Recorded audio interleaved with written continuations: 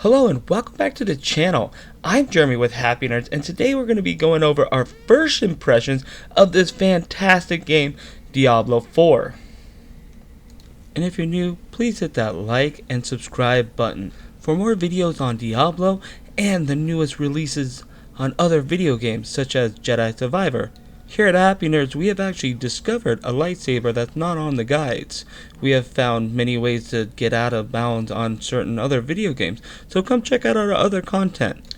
It's not a perfect game by any stretch, but it's a really good game, and it's also a lot better than most games that are coming out nowadays where they have a ton of bugs. This game has very few bugs. I haven't even really experienced any bugs. I haven't experienced any long queue times. Activision Blizzard is really stepping up with this game this time around. It is open world, and each time you step into a new area, there's a new environment with new structures to look at. It doesn't get boring, it doesn't get plain. When you're in the snowy area, you feel isolated and you just feel hopeless. You're in the snow. In the jungle area, you're wet, it's rainy, you're just miserable. I mean, it's so much fun because you're not actually miserable or anything. You're just playing a game. It's just the tone of the game. It's just impressive, and there's so many different little cities inside these big worlds, and then there's bigger cities. It's just a lot to look at, and it is so much fun to explore, and it's very rewarding. And while all this is happening, you have different players who are also playing in the same world, and you guys are doing time events, you're doing dungeons. I mean, it's so cool to see. And it's one of my very first Diablos that I'm going to play to completion 100%. This game is right up my alley. The loot system is very rewarding. But since we're talking about the loot system, I have to also mention some gripes I have about the game. I do not like spending a premium price game and then they show us these microtransactions like, oh, look at these cool skins you can also get if you pay for. I don't like that. Why can't those skins just be earned or found? When you're paying a premium game, I just don't think it's fair.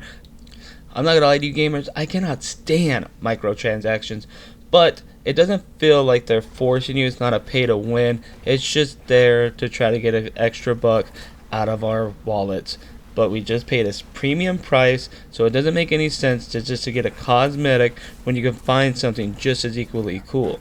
Because there's a lot of cool items and armors and weapons that you can find that are just as cool, if not cooler, than the ones that you can buy. I'm only a few hours into the main story, and I gotta say I really like it. It's not the best compelling story. It's not gonna win any Oscars or any major awards, but it's just a lot better than some of the stories that are coming out there. But I haven't got to the end yet. So we're gonna see on the final review, after I finish the game, I'll give the whole entire review of the story. But so far I really like it. It has really good graphics, a cool main antagonist, and it's just interesting. Lilith is kind of cool. She's evil, she's badass, she can also be relatable. I get it, evil demon, relatable. You just gotta play the game to understand what I'm talking about. Toward the middle of the game, you're gonna get a mount, and it's gonna be fantastic. You'll be able to go to and from a lot better. I'm telling you, this map is pretty giant for this type of RPG. I was really surprised. I was really shocked. I know I talked about the environments before, but oh my gosh, it is amazing how there's so many different areas. None of it feels boring. None of it feels reused. You just go and you find a cool dungeon, then you find some cool loot, and when you have a mount, it's just a little bit faster because this world is ginormous. And then you got the skill tree.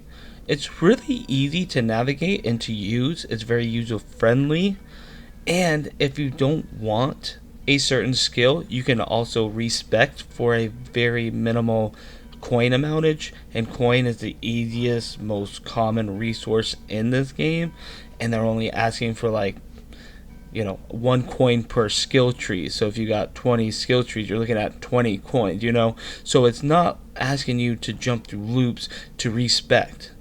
That's what I love about this game. So if you have a skill and you don't like it, you can easily just turn around, respec, start from scratch, and start trying all these other different skills that you may not have thought of.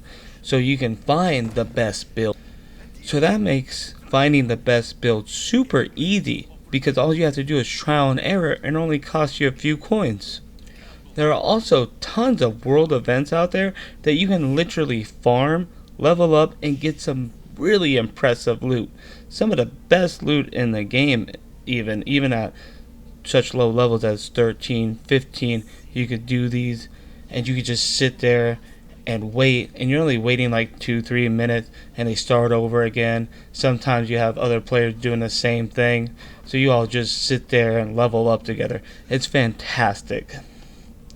Before we get too far in the video, I'd also like to say that I was playing this game on the PS5 and I didn't experience any issues. I didn't experience any long queues. I didn't experience any crashes or major bugs. So good job on Blizzard on that one for not releasing a game that was half done. Now let's talk about the classes. I was using the Necromancer. I love the Necromancer in the previous games. I just love raising armies of the dead to do my bidding. At the same time using a bunch of different magics, blood magics and stuff like that. Bone magics. It's just great. It's fantastic. It's so much fun. But there's other classes too that are just as good and as fun. Like the Druid can turn into different animals. You know, the Rogue has a lot of different attacks that are high risk, high reward. The sorcerer can just do some ungodly like magic, some crazy builds. I've seen some on the internet. They're just insane. I absolutely love the Necromancer. I know it's not the strongest like the Barbarian. The Barbarian's pretty much of a badass, but the Necromancer just raising the dead, raising giant golems. It's just so much fun and it's badass. Come on. So this is our first impression of Diablo 4. Please like and subscribe to Happy Nerds for more videos just like this on Diablo 4 and many more. We try to cover all the latest and newest video games out there, so please give us a thumbs up, give us a like, comment below if you're playing this game, comment below what your favorite build is, who's your favorite character, your class, comment below what's your favorite Diablo game. Let's talk about video games. I'm Happy Nerds. I'm Jeremy. I'm very friendly. I hope you guys have a beautiful day. Let's talk video games.